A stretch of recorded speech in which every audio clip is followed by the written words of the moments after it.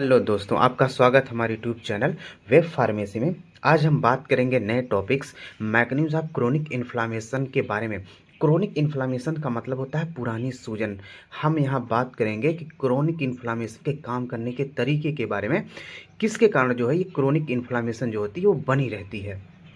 आइए इसमें देखते हैं कि this is a bodily condition where immune system mistakenly continue the attack healthy sales.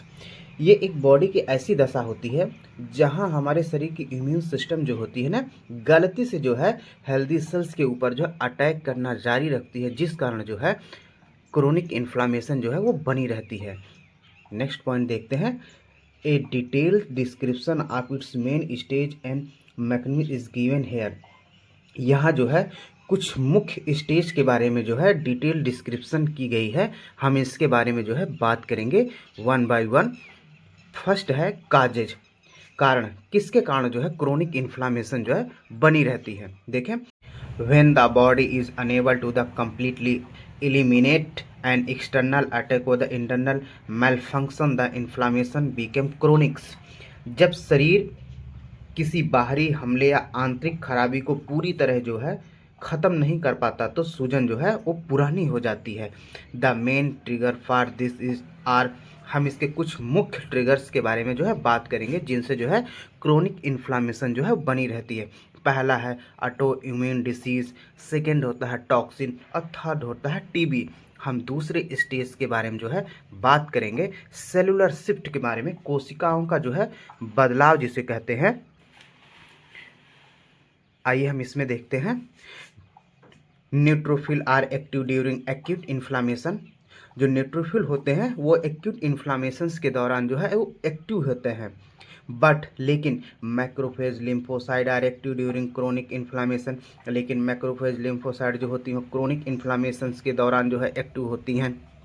Next line देखें, macrophage stay at the affected site for a long time. जो macrophage होता है वो अफेक्टेड साइट पर जो है लंबे समय तक जो है बना रहता है। And keep releasing toxic chemical, और जो है टॉक्सिक केमिकल जो है रिलीज करता है। कौन से टॉक्सिक केमिकल होते हैं? Cytokines, reactive oxygen species, protease. These chemical kill healthy cell, और ये जो केमिकल होते हैं वो हेल्दी सेल्स को जो है किल करने यानी कि मारने का काम करते हैं। तीसरे स्टेज के बारे में बात करते हैं, डिस्ट्रक्शन रिपेयर सेल। आइए देखते हैं इसमें the main characteristics of chronic inflammation. Chronic inflammation की जो मुख्य विशेषता क्या है? मुख्य विशेषता क्या है? इज दैट टिश्यू ब्रेकडाउन और healing happen at the same time. घाव का भरना और टिश्यू का ब्रेकडाउन दोनों ही एक साथ चलता है। यानी क्रोनिक इन्फ्लामेशन में जो होता है टिश्यू का टूटना और घाव का भरना दोनों ही एक साथ चलते हैं। First, tissue damage. The continuous release of chemical cause the surrounding healthy cell to die. Healthy tissue के चारों ओर जो है लगातार जो है केमिकल रिलीज होने के कारण वो क्या हो जाते हैं? वो मर जाते हैं। सेकंड की बात करेंगे, एंजियोजेनेसिस। आइए इसमें देखते हैं क्या क्या होता है। The body create more blood vessel. जो बॉडी जो होती है मोर ब्लड वेसल जो है क्रिएट करती है यानी बनाती है। At the site of swelling, जहाँ स्वेलिंग होती है उस जगह पर जो है बॉडी जो है मोर ब्लड वेसल जो है क्रिएट यानी कि बनाती है। आइए देखते हैं third, fibrosis to heal recovering wound. बार बार होने वाले घाव को भरने के लिए the body start accumulation collagen. Body जो है कोलेजन का एक्यूमुलेशन जो है स्टार्ट कर देती है एट द साइट, उस जगह पर। This cause the organ to become stem. इस कारण जो होता है आर्गन जो होता है वो स्टेप माने कठोर हो जाए, स्टॉप फंक्शन, और उसका फंक्शन जो होता है वो बंद हो जाता है। हम फोर्थ स्टेज के बारे में बात करेंगे, granuloma formation. When macrophage are unable to kill bacteria. जब मैक्रोफेज जो है बैक्टीरिया को नहीं मार पाता है, they build a wall around them. उसके बाद जो है मैक्रोफेज जो है बैक्टीरिया के चारों ओर जो है एक दीवार जो है बनाने लगता है। This is called granuloma. हम लोग इसको जो है ग्रैनुलोमा कहते हैं। एग्जाम्पल टीबी, ये कंडीशन जो है टीबी में होती है। हम जो अपने नेक्स्ट टॉपिक के बारे में बात करेंगे, मीडिएटर ऑफ इन्फ्लामेशन। इन्फ्लामेशन के मीडिएटर कौन होते हैं आइए देखते हैं। Inflammation mediator are chemical messenger. Inflammatory mediator जो होते हैं केमिकल मैसेंजर होते हैं that active our body immune system upon injury over infection. हमारी जो बॉडी की जो इम्यून सिस्टम होती है उसे जो है इंजरी या इन्फेक्शन के दौरान क्या करती है, एक्टिवेट करती है।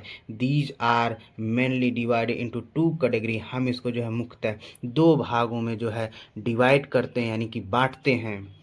First, cell derived chemical mediators. आइए इसमें देखते हैं। These chemical are release directly from the affected cell. ये जो केमिकल होते हैं ये डायरेक्टली रिलीज होते हैं अफेक्टेड सेल से और वाइट ब्लड सेल से, जिसको WBC कहते हैं। The various cell derived chemical mediator are discuss. यहाँ जो विभिन्न प्रकार के सेल डेराइव्ड केमिकल मीडिएटर दिए गए हैं उनके बारे में हम जो है बात करेंगे। First, histamine. It is the first to be active. सबसे पहले जो एक्टिव होता है, it dilate the blood vessel. ये ब्लड वेसल को डायलेट कर देता है, यानी कि चौड़ा कर देता है। Causing the injured area to turn red, जिसके कारण जो होता है इंजर्ड एरिया जो है रेड यानी लाल हो जाती है। And increasing the blood flow, और ब्लड फ्लो जो क्या हो जाता है वहाँ बढ़ जाता है। सेकेंड की बात करते हैं, प्रोस्टाग्लैंडिन्स के बारे में। देयर मेन फंक्शन, इसका जो मेन फंक्शन होता है is to cause pain and fever. इसका जो मेन फंक्शन होता है पेन और जो है वहाँ पर क्या होगा, फीवर हो जाएगा। नेक्स्ट, ल्यूकोट्रिन्स के बारे में हम जो बात करेंगे। Increase vascular permeability and broncho contraction. इसके कारण जो होता है वेस्कुलर परमेबिलिटी जो है बढ़ जाती है और ब्रांचो कॉन्ट्रैक्शन होने लगता है। फोर्थ की बात करें, साइटोकाइंस के बारे में। विच इंड्यूज सिम्टम लाइक्स। जब ये जो है इंड्यूज होता है तो कौन से सिम्टम जो है दिखाई देते हैं, रेडनेस, वहाँ रेडनेस दिखाई देगी, हीट एंड पेन आपको दिखाई देगा।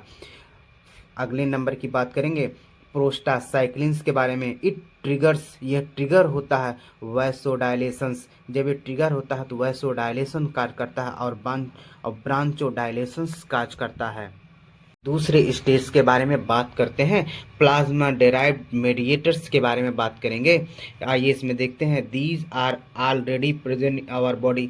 ये जो है हमारे बॉडी में जो है ऑलरेडी प्रेजेंट होता है, बट लेकिन इन एक्टिव फॉर्म, लेकिन जो ये इन एक्टिव फॉर्म में होता है इन द ब्लड। ब्लड में जो है ये इन एक्टिव फॉर्म में होता है। They become active when needed. ये कब एक्टिव होता है, जब हमको आवश्यकता होती है, यानी कि जब इंजरी होती है तब ये जो है एक्टिव होता है। प्लाज्मा डेराइव्ड मेडिएटर आर एक ग्रुप ऑफ प्रोटीन। जो प्लाज्मा डेराइव्ड मेडिएटर होते हैं वो प्रोटीन के ग्रुप होते हैं। These can be mainly divide into 4 system. हम इनको जो है मुख्यतः 4 सिस्टम में जो है डिवाइड करते हैं, यानी कि बांटते हैं। फर्स्ट सिस्टम के बारे में बात करेंगे, kinin system. This system produce ब्रेडी kinin. यह सिस्टम जो होता है ब्रेडी काइनिन को जो है प्रोड्यूस करता है, विच जो इंक्रीज वेस्कुलर परमेबिलिटी, जो वेस्कुलर परमेबिलिटी को बढ़ा देता है, डायलेट ब्लड वेसल्स, और ब्लड वेसल्स को डायलेट कर देता है। दूसरे सिस्टम्स के बारे में बात करेंगे, क्लोटिंग सिस्टम। आइए इसमें देखते हैं। Thrombin is the most important enzyme. Thrombin जो होता है इसमें सबसे इम्पॉर्टेंट एंजाइम होता है, प्रोड्यूस्ड इन दिस सिस्टम।